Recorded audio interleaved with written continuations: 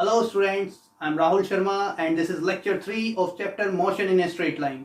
और आज जो हम टॉपिक पढ़ने वाले हैं उसका नाम है वेलोसिटी। लास्ट जो लेक्चर था उसमें हमने पढ़ा था speed and different types of speed we discussed in last lecture 2 motion in a straight line. आप उसको प्लेलिस्ट में जा करके देख सकते हैं। साथ ही में हमने लास्ट जो वीडियो थी उसमें लास्ट में क्वेश्चन छोड़ दिया था जिसको आप लोगों ने सॉल्व किया होगा। उसका आंसर था 60 kilometre per our. And students watch the video till the last तक वीडियो को देखिएगा, क्योंकि आज भी आपको इसके एंड में क्वेश्चन मिलेगा टॉपिक से रिलेटेड जो आज हम करेंगे। क्लियर? तो वेलोसिटी की बात करते हैं। Velocity is almost similar to the speed. Velocity जो है आपकी वो ऑलमोस्ट सेम है जैसे कि स्पीड होती है, लेकिन the basic difference is that जब हम वेलोसिटी की बात करते हैं तो इसको हम बोलते हैं वेक्टर क्वांटिटी। ठीक है, अगर इसके मैग्नीट्यूड की बात करें तो ये सेम एज स्पीड हो जाएगा आपका, लेकिन इसमें डायरेक्शन होने की वजह से ये क्या हो जाती है आपकी vector quantity. So the rate of change of position with time in a given direction उसको हम बोलते हैं वेलोसिटी। ठीक, जब तक हम बात कर रहे थे किसकी, कि rate of change of position या rate of change of distance with time is called speed.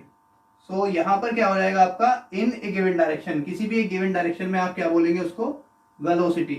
तो वेलोसिटी का फॉर्मूला भी जब आप डिस्टेंस को डायरेक्शन की दे देते हैं तो उसको आप बोलते हैं डिस्प्लेसमेंट।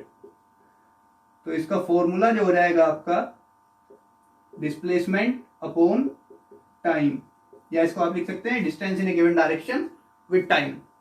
क्लियर? तो इसको हम बोलते हैं वेलोसिटी। सेम डेफिनेशन है, बस यहां पर क्या करना है आपका इन ए गिवन डायरेक्शन आपको उसको किसी एक फिक्स डायरेक्शन में बात करनी है, या आप उसको क्या लिख सकते हैं डिस्प्लेसमेंट। क्लियर? सेम आपकी ये भी जो है 4 टाइप्स की होगी आपकी। यूनिफॉर्म वेलोसिटी,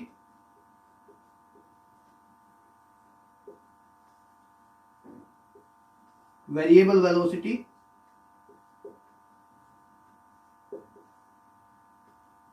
थर्ड हो जाएगी आपकी इंस्टेंटेनियस, या फोर्थ लिख सकते हैं आप इसको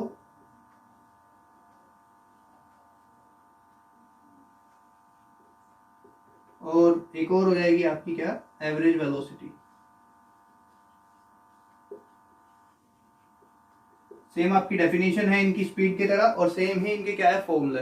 बस हम बात करेंगे यहाँ पर मेन इंस्टेंटेनियस वेलोसिटी की, क्योंकि इसमें थोड़ा सा आपको ज्यादा चेंज देखने को नहीं मिलेगा, लेकिन फॉर्मूला भी हम इसी का ही यूज करते हैं तो इसलिए इसकी बात करते हैं। यूनिफॉर्म वेलोसिटी सेम है, आप इक्वल डिस्प्लेसमेंट जब आपका चेंज होगा किसमें with time, equal interval of time में। वेरिएबल जब अनइक्वल डिस्प्लेसमेंट और distance in given direction changes with equal interval of time. Same as speed, जैसे आपने स्पीड पढ़ा था ऐसे ही ये क्या हो जाएगा आपका वेलोसिटी में। एवरेज वेलोसिटी का भी आपका सेम केस है और फॉर्मूला भी आपका क्या रहेगा यहाँ पर सेम, जैसा कि स्पीड के साथ आप पढ़ करके आए थे दोनों केसेस के लिए। बात करते हैं इंस्टेंटेनियस वेलोसिटी की। इंस्टेंट की हमने बात की थी, किसी एक पर्टिकुलर टाइम की हम बात कर रहे थे कि किसी एक पर्टिकुलर टाइम पर जो आपकी स्पीड होगी उसको हम बोलते हैं instantaneous speed. Same with the velocity, जब आप किसी इंस्टेंट या किसी एक पर्टिकुलर टाइम पर बात करेंगे वेलोसिटी की तो वो हो जाएगी आपकी क्या इंस्टेंटेनियस वेलोसिटी। अब वो इंस्टेंट ऑफ टाइम हमें मिलता कब है, जब हम किसी भी दो चीज के मिनिमम इंटरवल को या फिर किसी भी इंटरवल को क्या कर देते हैं जीरो। ये जो टाइम इंटरवल हमने इसको कहा टी, यानी कि डेल्टा टी बोल दिया। यहाँ पर T2 था इसकी पोजीशन, यहाँ पर T1 या T1 T2 जैसे भी है, इन दोनों का जो डिफरेंस हो जाएगा ये टाइम इंटरवल हो जाएगा। जब इस टाइम इंटरवल को हम जीरो कर देते हैं तो उस हम पर्टिकुलर इंस्टेंट की बात करते हैं जहां पर हम स्पीड को या वेलोसिटी को पूछ रहे हैं। तो आपने जो इंस्टेंटेनियस वेलोसिटी का फॉर्मूला पढ़ा था वो था आपका, इसको आप v इंस्टेंटेनियस से डिनोट कर सकते हैं, limit delta t tends to zero. ये जो टाइम इंटरवल है इनके बीच का, दोनों ही पर्टिकुलर टाइम के बीच का जो ये गैप है, स्मॉल गैप, उसको हम जीरो कर देते हैं। ठीक है, तो ये क्या हो जाएगा आपका जीरो। और यहां पर बात करते हैं डिस्प्लेसमेंट की, distance in given direction, x ले सकते हैं आप, s ले सकते हैं। यही हमने बात की थी कि rate of change of displacement with time. तो यहाँ पर ये क्या हुआ आपका d/dt, यानी कि rate of change of displacement in a given direction या distance in a given direction. Displacement तो ऑलरेडी क्या होता है distance in a given direction. ठीक, तो ये हो जाएगा आपका वेक्टर क्वांटिटी लग जाएगी यहाँ पर, क्योंकि आप डिस्प्लेसमेंट की बात कर रहे हैं। Limit delta t tends to 0 dx upon dt क्या हो जाएगा आपका इंस्टेंटेनियस वेलोसिटी। सेम है बिल्कुल बच्चों स्पीड की तरह, तो आपको ज्यादा प्रॉब्लम नहीं आएगी, क्योंकि आप लास्ट लेक्चर में जो है जाकर के देख सकते हैं स्पीड को। तो ये था बच्चों आपका वेलोसिटी। मेन जो पॉइंट है, मेन जो डिफरेंस है इसमें वो क्या है आपका डिस्प्लेसमेंट अपॉन टाइम कहते हैं इसको, यानी कि distance in given direction. It has a certified direction, it increases और डिक्रीजेज। ठीक है, या तो हम आगे की तरफ चल रहे हैं यूनिफॉर्मली तो बढ़ रही है, और अगर हम पीछे की तरफ चल रहे हैं तो ये घट जाएगी। ठीक है, यहाँ पर हमको क्या है डायरेक्शन मिल जाती है। क्लियर? तो ये हो गया क्या आपका वेलोसिटी। वेलोसिटी के बाद जो बात आती है बच्चों वो आती है एक्सेलरेशन की। Acceleration is also similar with the velocity, क्योंकि ये कंटिन्यूएशन में चलती हैं सारी चीजें। जैसे जैसे आप इनको चेंज करते जाएंगे वैसे वैसे आपको नई टर्म मिलती चली जाएगी। जैसे आपने डिस्टेंस को चेंज किया टाइम के साथ स्पीड मिल गई, डिस्प्लेसमेंट को चेंज किया टाइम के साथ तो वेलोसिटी मिल गई। Similarly the rate of change of velocity with time आपको क्या दे देगा एक्सेलरेशन। अगर हम वेलोसिटी का चेंज करते हैं टाइम के साथ तो आपको क्या मिल जाएगा यहाँ पर एक्सेलरेशन मिल जाएगा, जिसको हम डिनोट करते हैं स्मॉल a से। सो ये हो गया बच्चों आपका change in velocity upon time. पहले भी आपने पढ़ा हुआ है ये change in velocity upon time. Clear? आपने कहा कि ये हमारे पास कोई पोजीशन है जहां पर हमने किसी ऑब्जेक्ट की वेलोसिटी ली u, यहां पर हमने t टाइम बाद इसकी वेलोसिटी कर दी v। ये 0 था यहाँ पर टाइम, यहाँ पर कितना हो गया t। तो फॉर्मूला हो गया आपके पास simple, acceleration is equals to v minus u upon t। This is the change, final minus initial, final velocity minus initial velocity upon time. इसको हम बोलते हैं एक्सेलरेशन सिंपली। क्लियर? इसको आप इस फॉर्म में भी लिख सकते हैं, उसको हम आगे पढ़ेंगे जब हम इंस्टेंटेनियस एक्सेलरेशन की बात करेंगे। अब यहाँ से बात करते हैं टाइप्स की। टाइप्स ऑफ एक्सेलरेशन क्या होते हैं। बेसिकली अगर हम जाए तो ये भी सेम आपके 4 तरीके के हो जाएंगे। सबसे पहले अगर हम बात करें यूनिफॉर्म एक्सेलरेशन,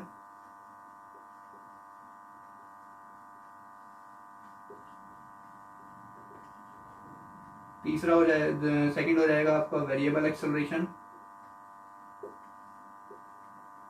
थर्ड हो जाएगा आपका इंस्टेंटेनियस एक्सेलरेशन,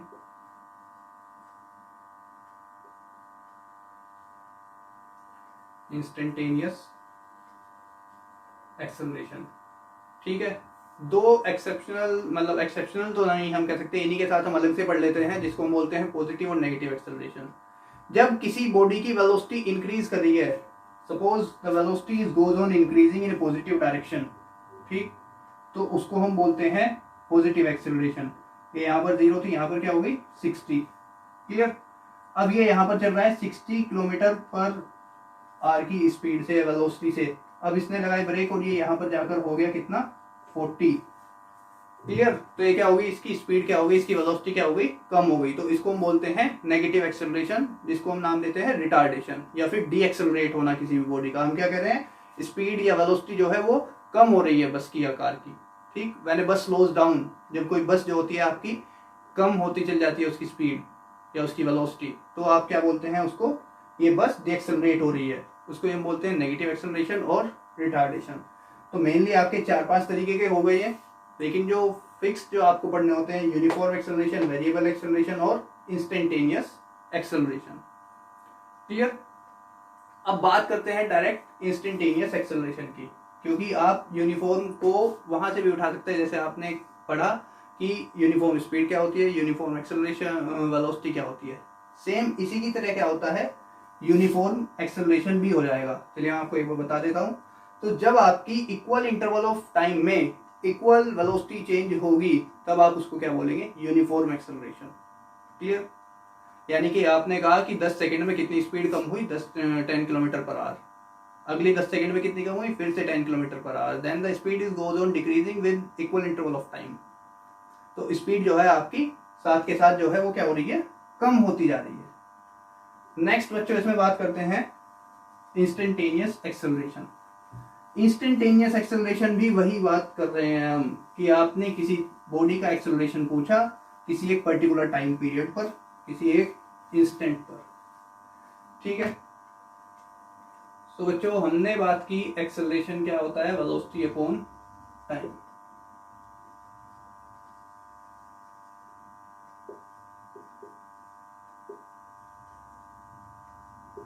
तो फॉर्मूला आप लोगों ने पढ़ लिया एक्सेलरेशन का, v minus you upon T minus zero.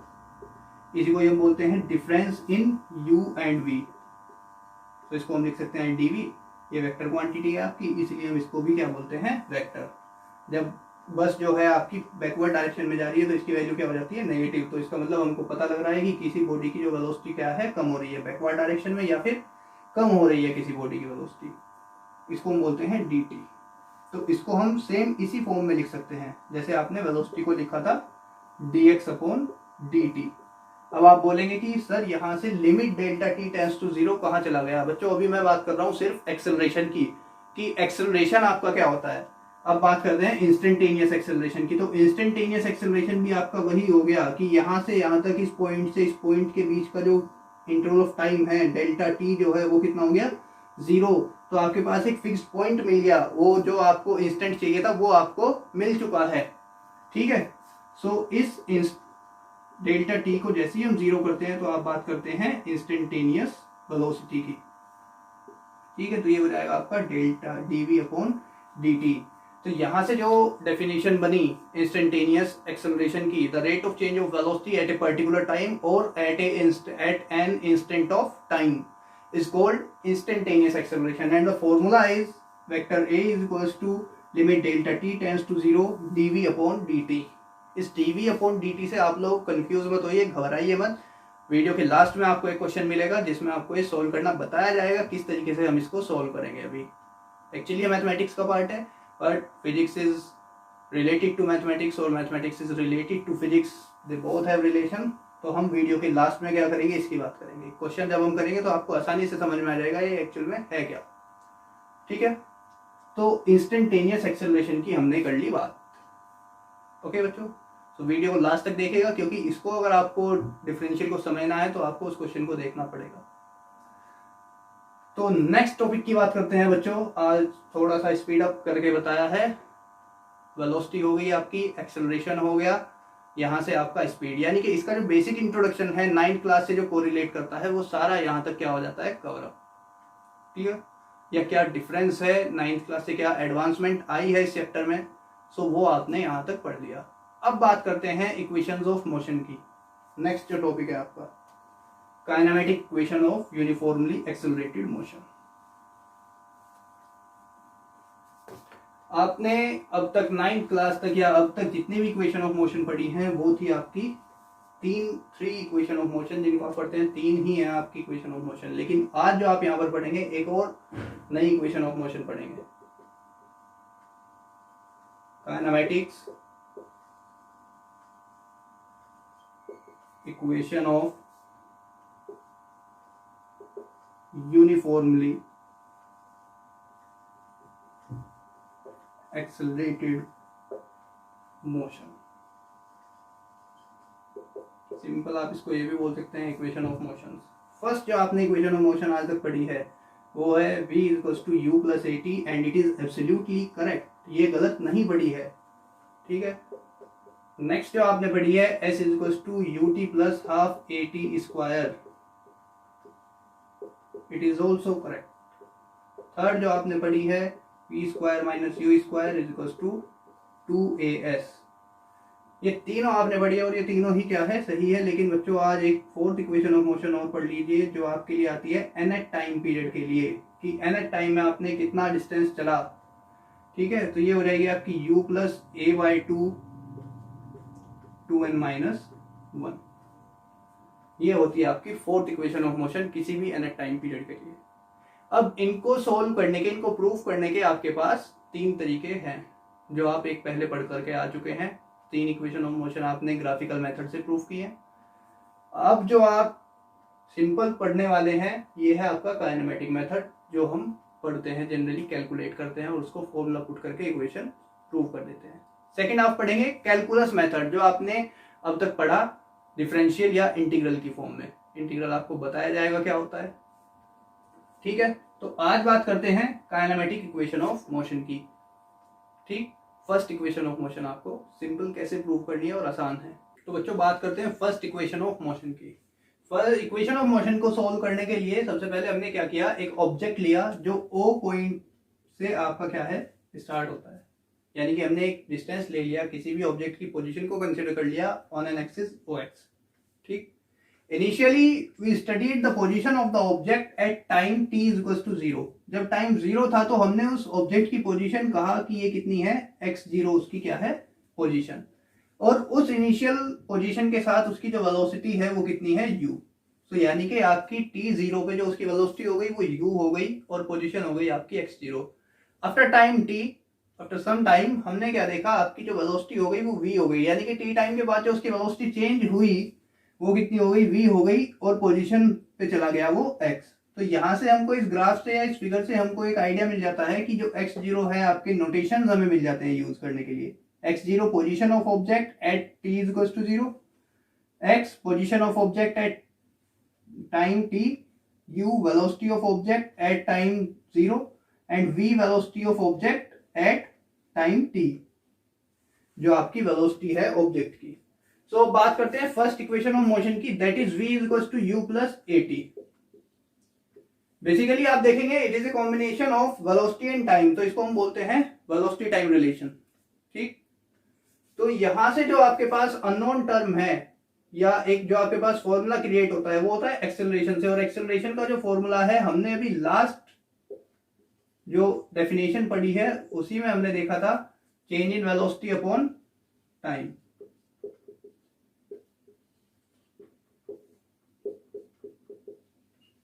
अब आपकी जो फाइनल वेलोसिटी है वो है v और इनिशियल वेलोसिटी है u, और टाइम डिफरेंस कितना है t माइनस 0। ये किसके इक्वल होता है, एक्सेलरेशन के। तो यहां से आप बहुत ही सिंपल तरीके से इसको इक्वेशन ऑफ मोशन को प्रूव कर सकते हैं, v minus u is equal to at, और ये हो जाएगा आपका v is equal to u plus at, जो हमने कैलकुलेट किया, और हमने ये इसको काइनेमेटिक मेथड से क्या किया, फर्स्ट इक्वेशन ऑफ मोशन को सिंपली प्रूव कर दिया। इसके बाद चलते हैं बच्चों सेकंड इक्वेशन ऑफ मोशन पर। अब सेकंड इक्वेशन ऑफ मोशन जो है आपकी वो क्या है, तो सेकंड इक्वेशन ऑफ मोशन थी s equals to ut plus half at square.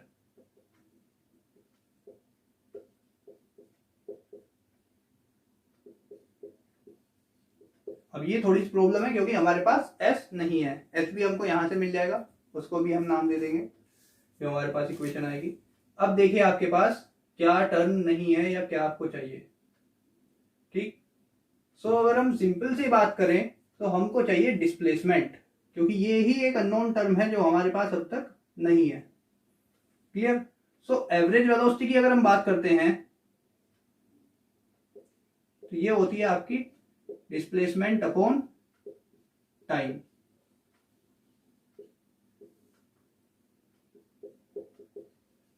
ठीक है बच्चों, अब यहां पर डिस्प्लेसमेंट कितना हुआ इस पोजीशन में, टी टाइम पर जो पोजीशन हो गई वो हो गई x, और t0 पर कितनी थी x0, तो डिस्प्लेसमेंट वो फाइनल माइनस इनिशियल, यानी कि x माइनस x0, और टाइम कितना लगा आपका t माइनस 0। तो आपके पास v एवरेज की जो वैल्यू आ गई वो आ गई x minus x0 upon t, equation number 1। But हमने यहाँ पे क्या किया, एक समस्या खड़ी कर दी, हम जो अननोन टर्म नहीं थी उसको और लेकर के आ गए, वी एवरेज को, यानी कि एवरेज वेलोसिटी को। अब इसको एलिमिनेट करने के लिए आपके पास एक और फॉर्मूला होता है जिसको आप कहते हैं average velocity is equal to initial plus final upon 2। ठीक है, सो यहां से क्या हुआ, आपका ये फॉर्मूला मिल गया जिससे हम क्या कर सकते हैं, इसको एलिमिनेट कर सकते हैं, इसको वी एवरेज को। चलिए, तो इक्वेशन 2 से जब हम वैल्यू रखेंगे किसमें, 1 में, तो हमारे पास जो वैल्यू आएगी वो आ जाएगी u plus v upon 2 is equals to x minus x0 upon t। अब ये जो x माइनस x0 है ये आपका क्या है, डिस्प्लेसमेंट, यानी कि डिस्टेंस जो आपने चला। ठीक, तो इतना डिस्टेंस आपने चला, इसको हम नाम दे देते हैं क्या, x। यहां पर ही हम लिख देते हैं इसको x minus x zero is equals to s, हमने इसको मान लिया जो डिस्टेंस चला, difference in position is equals to the distance travelled by the body. Clear? तो यानी कि हमको क्या करना है, लेफ्ट साइड में इस डिस्टेंस को अकेला छोड़ देना है और इसको ले जाना है इधर। लेकिन यहां पर भी एक प्रॉब्लम अभी है हमारे सामने, अगर हम देखें वो क्या है, इस v को हमको एलिमिनेट करना है। अभी हमने जस्ट एक फॉर्मूला पढ़ा v is equals to u plus a t, first equation of motion से, जिसमें हमने क्या कहा कि ये जो रिलेशन है ये आपका एलिमिनेट हो जाएगा यहां से। तो ये वैल्यू आ गई आपकी u प्लस v की वैल्यू आ गई कि u प्लस ए टी, ठीक है, और अपॉन में क्या आ जाएगा आपका 2, ठीक, और ये हो गया आपका is equals to x minus x zero upon t. Clear? इसको आप सोल्व कर लीजिए, t को इधर ले जाइए तो ये हो जाएगा आपका 2ut upon 2 plus half at square. इस t की आप यहाँ पर मल्टीप्लाई कीजिए तो ये u और ये u ऐड हो जाएगा, यहाँ पर हो गया आपका 2ut upon 2 plus half ut square, ये t इधर चला जाएगा तो, और ये 2 आपका अपॉन में है तो ये बन जाएगा हाफ at स्क्वायर, और इक्वल हो गया आपका किसके, x माइनस एक्स जीरो के। इस x माइनस एक्स जीरो को हमने नाम दिया s, तो ये हो गया s equals to ut plus half at square, and this is your second equation of motion. इसको हम बोलते हैं क्या, सेकेंड इक्वेशन ऑफ मोशन। तो चलिए बच्चों, ये दो इक्वेशन आपकी हो गई आराम से सोल्व। अब बात करते हैं थर्ड की। थर्ड इक्वेशन ऑफ मोशन क्या है, यहां से आप इसको नोट कर सकते हैं, ठीक। थर्ड इक्वेशन ऑफ मोशन की बात करें तो आपकी जो थर्ड इक्वेशन ऑफ मोशन थी वो थी v square minus u square is equals to 2as।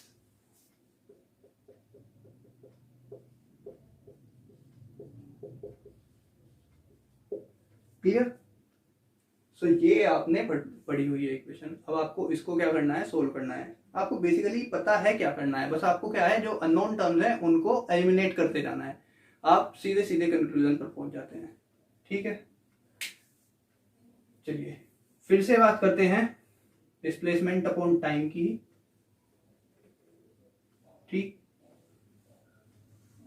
तो वेलोसिटी, जो एवरेज वेलोसिटी होती है वो होती है आपकी डिस्प्लेसमेंट अपॉन टाइम। यहां से अब आपको डिस्प्लेसमेंट भी चाहिए एक साइड, तो आप क्या करिए, यहां से डिस्प्लेसमेंट की वैल्यू ही निकाल लीजिए, जो इक्वल हो जाएगी आपके displacement is equals to v average into time t. Clear? Displacement आपका कितना हुआ, ये हमने फिर से हम लिख सकते हैं डायरेक्ट यहां से x माइनस एक्स जीरो। अब अगर आप इसको x माइनस एक्स जीरो लिख दें तो ये हो जाएगा आपका पोजीशन टाइम रिलेशन, और s लिख देंगे तो ये आपने चला डिस्टेंस, तो डिस्टेंस टाइम रिलेशन। सिंपल सी बात है, जो हमने पहले वाली इक्वेशन पढ़ी उसकी बात कर रहा हूं, यहां से हम पढ़ेंगे तो वेलोसिटी डिस्टेंस रिलेशन या वेलोसिटी पोजीशन रिलेशन। क्लियर? तो ये हो गया आपका v एवरेज इंटू टाइम, ठीक है बच्चों। अब आपके पास टाइम को एलिमिनेट करना है और v प्लस यू को आपको एलिमिनेट करना है। इसको आप क्या लिख सकते हैं, s। v एवरेज का जो आपके पास फॉर्मूला है आपने अभी पढ़ा था, u प्लस वी अपॉन 2, क्योंकि आपको क्या चाहिए, 2 भी चाहिए, तो आप 2 यहां से निकाल सकते हैं इजिली। अब आपको टाइम को एलिमिनेट करना है, और टाइम को एलिमिनेट आप कर सकते हैं फर्स्ट इक्वेशन ऑफ मोशन से, जो कि थी आपकी v minus u is equals to a t, यानी कि v is equals to u plus a t. U को हम लेफ्ट साइड में ले आए तो ये हो गया v minus u is equals to a t. So v minus u आपका किसके इक्वल हो गया, ए टी के। ये को अगर हम डिवाइड में ले आते हैं तो t एलिमिनेट ऑटोमेटिकली हो जाएगा। तो ये हो गया आपका v minus you and u plus v, और ये हो गया 2a। आपको 2a को किधर ले जाना है, इधर, तो ये हो गया आपका v minus u into v plus u is equals to 2as, और ये हो गई आपकी value a minus b plus into a plus b. तो a minus b a plus b होता है आपका a square minus b square is equals to, ये हो जाएगा आपका 2as, and this is your third equation of motion which is also known as velocity position और velocity distance relation. तो ये थी बच्चों आपको 3 इक्वेशन ऑफ मोशन जो हमने इस सिंपल से ग्राफ से और आसानी से वैल्यू पुट करके फॉर्मूले की हेल्प से सोल्व कर दी। यहाँ पर बचती है fourth equation of motion.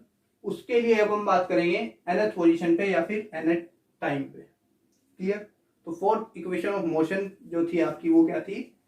s nth is equal to u plus a by 2 2n-1। चलिए तो उसकी बात करते हैं।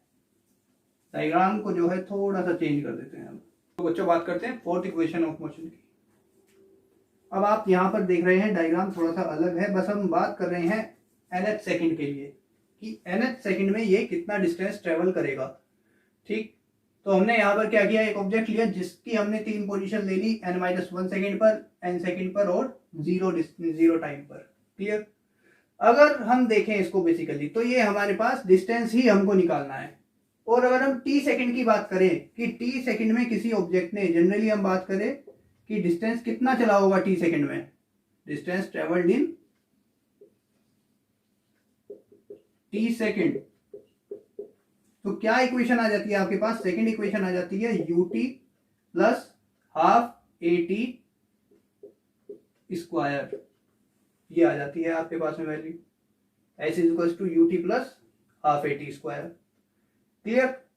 अब हम बात कर रहे हैं किसकी, कि यहां पर जो आपने डिस्टेंस चला किसमें, nth सेकंड में। nth सेकंड में कितना डिस्टेंस चलेगा? आपने क्लास 10th में एपी पढ़ा है, अर्थमेटिक प्रोग्रेशन। क्लियर? तो उसमें जो है अगर हम n में से n-1 को सब्ट्रैक्ट करते हैं तो हमारे पास जो डिफरेंस आता है वो nth टर्म के लिए आता है। सिंपल, आपको यहाँ पर भी यही करना है। The distance travelled in n-1 second and n second, the difference between both these term will produce the nth second distance। ठीक, so distance traveled in n-1 second, n-1 second में कितना डिस्टेंस ये चलेगा। ठीक है, क्या आ जाएगा? s n-1, यहां पर क्या आ जाएगा? u n-1 plus half a n-1 का होल स्क्वायर। जितना भी यहाँ पर जो भी t की वैल्यू है वहां पर आप क्या रख देंगे? n-1 सेकंड रख देंगे। This is equation 1। अब आपको क्या निकालना है? nth निकालना है, तो आपको क्या लेना पड़ेगा? n सेकंड में। तो distance travelled in n second, यही एक तरीका है आपके पास nth टर्म निकालने का। तो n सेकंड में कितना डिस्टेंस चला इसने? s n is equal to un plus half a n square, equation number 2। So ये इसने क्या चला? n सेकंड में distance, and the difference between the terms, यानी कि सब्ट्रैक्ट हम करेंगे किसमें से? Equation 1 from second. सेकंड में से हम क्या करेंगे? फर्स्ट को सब्ट्रैक्ट कर देते हैं, जो हमें आंसर देगा nth के लिए, यानी कि s nth is equal to s n minus s n minus 1। So यहां से आप दोनों वैल्यूज को रख सकते हैं, उसको सोल्व कर लेंगे तो आपको क्या मिल जाएगा? डिस्टेंस आ जाएगा s n nth के लिए। आंसर आपका यही आएगा। तो आपको बस क्या करना है? सोल्व करना है। तो आपके पास वैल्यू आ गई un plus half a n square minus, इसको आपको सोल्व करना है। ये क्या हो जाएगा? un माइनस u, तो ब्रैकेट में ही ले लीजिए इसको, un minus u plus way by 2, यानी कि इसका आगे आपके पास स्क्वायर है तो आपको पहले इसका स्क्वायर ओपन करना पड़ेगा। a बाई 2 का हमने स्क्वायर ओपन, a बाई 2 को बाहर रखा और n-1 का क्या कर लिया हमने? स्क्वायर ओपन कर लिया। a माइनस बी का होल स्क्वायर कितना हो जाएगा बच्चों? a square plus b square minus 2ab। 1 की आप मल्टीप्लाई कर दीजिए, वही टर्म आपके पास आ जाएगी, ब्रैकेट क्लोज। क्लियर? उसके बाद ये पूरी वैल्यू क्या हो जाएगी? सोल्व हो जाएगी। तो un आ गया, ये आ गया आपका half a n square minus, यहां से आप डायरेक्ट फॉर्मूला खोल सकते हैं, स्टेप वाइज भी जा सकते हैं, दोनों सही है। तो ये ब्रैकेट हटेगा तो माइनस आ जाएगा। इस माइनस साइन का आपको ध्यान रखना है, इसकी वजह से गड़बड़ हो सकती है। ये माइनस माइनस क्या हो जाएगा आपका? प्लस। चलिए अब a बाई 2 के अंदर मल्टीप्लाई कीजिए, ये आ गया 1/2 a n स्क्वायर, और माइनस का साइन बाहर है तो माइनस के साइन के साथ आएगा ये a/2 प्लस का, लेकिन माइनस का साइन बाहर है तो माइनस के a/2, 2n इंटू a/2 और माइनस का साइन बाहर है तो साइन हो गया आपका plus, so a/2 multiplied by 2n, 2 से 2 कैंसिल हो जाएगा तो बचा गया आपका an। अब ये सिंपल सी टर्म है आपकी जो सोल्व हो गई। यहाँ से आप एक काम और कीजिए, जो अपोजिट साइन है जिनके उनको कैंसिल आउट कर दीजिए। अब क्या बचा आपके पास, u पॉजिटिव और ये बचा आपके पास में माइनस के a/2 और प्लस के an। अब आपको ये टर्म लानी है, आसानी से ले आएंगे, u बाहर, इसको उल्टा कर दीजिए थोड़ा, प्लस an माइनस के a/2। अब यहां से ले लीजिए आप a/2 कॉमन, तो क्या बचा u प्लस a/2। जब आपने यहां से a/2 बाहर लिया तो a बाहर चला गया और 2 आ गया आपका मल्टीप्लाई में, तो 2n, और यहाँ से a/2 बाहर चला गया तो यहाँ बचा 1। सो ये इक्वेशन आ गई SNH is equals to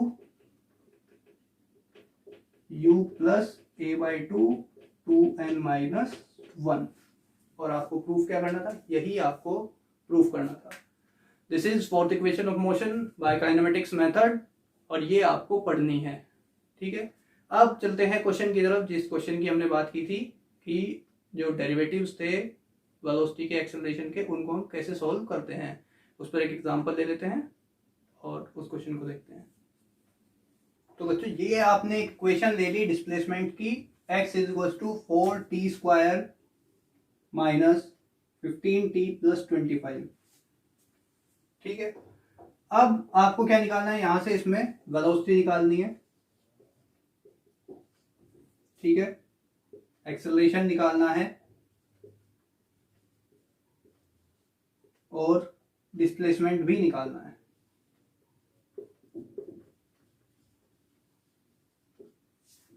eight t equal to 2 second पर, जब t की वैल्यू क्या होगी, जब 2 सेकेंड होगा टाइम, तब आपको ये वैल्यू निकालनी है, ठीक।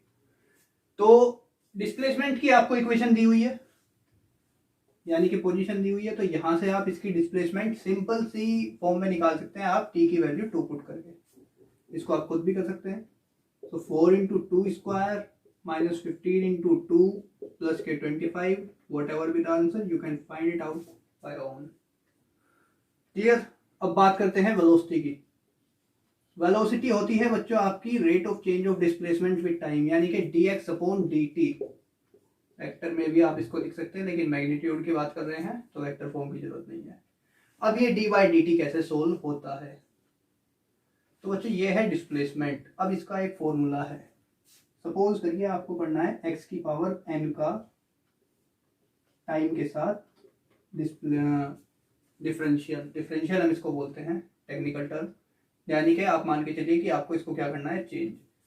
तो बच्चों इसका जो फॉर्मूला होता है आपका सोल्व करने का, वो यही हो जाएगा, पावर हो जाएगी आपकी यहाँ पर n, और x की पावर जो भी है उसमें से आप एक माइनस कर देंगे। चेन रूल कहता है आपका कि अगर आपके पास x बचता है तो आप x का भी डिफरेंशियल करते हैं, लेकिन वो क्या है आपका t के साथ ही बना जाएगा अगर उसकी पावर नहीं है। क्लियर। बेसिक सा जो फॉर्मूला है आपका यही है, x to the power n का आप डिफरेंशियल कर रहे हैं टाइम के साथ, तो पावर यहाँ पर आ जाएगी और टोटल पावर में से एक माइनस कर देंगे। चलिए बात करते हैं इस इक्वेशन की। सो 4 एज इट इज रहेगा आपका, क्योंकि 4 का आप डिफरेंशियल नहीं कर सकते, it is a constant. T square की बात करते हैं, टी स्क्वायर का क्या हो जाएगा, 2 यहाँ पर आ जाएगा और टी की पावर 2 माइनस 1, तो ये हो जाएगा आपका क्या, टी। क्लियर। माइनस 15, टी की पावर कितनी है 1, तो 1 हमने मल्टीप्लाई कर दिया, 15 ही बचेगा, और टी की पावर 1 माइनस 1, तो ये हो गया 0, और 0 जिसकी पावर होती है उसकी वैल्यू हो जाती है 1। क्लियर। अब यहां पर ये जो टर्म है 25, इसके साथ आपका टाइम नहीं है, सो ये बचा एक कांस्टेंट, और इसका जो डिफरेंशियल हो जाएगा वो हो जाएगा 0। ठीक, यहाँ पर t था इसके साथ, इसलिए हमने 4 को बाहर कॉमन ले लिया था, मल्टीप्लाई में आपके पास t था। ठीक, सो ये जो आपकी वैल्यू हो गई, ये बची 8t minus 15। As it is आप यहाँ पर अब t की वैल्यू रख सकते हैं, क्योंकि ये आपकी वेलोसिटी आ गई इन टर्म्स ऑफ t। अब आपको 2 सेकंड पे चाहिए, 10 सेकंड पे चाहिए, वॉट एवर भी द वैल्यू ऑफ टी, आप वैल्यू रखिए और आंसर निकाल सकते हैं 1 मीटर पर सेकेंड। क्लियर। बात करते हैं एक्सेलरेशन की। एक्सेलरेशन होता है आपका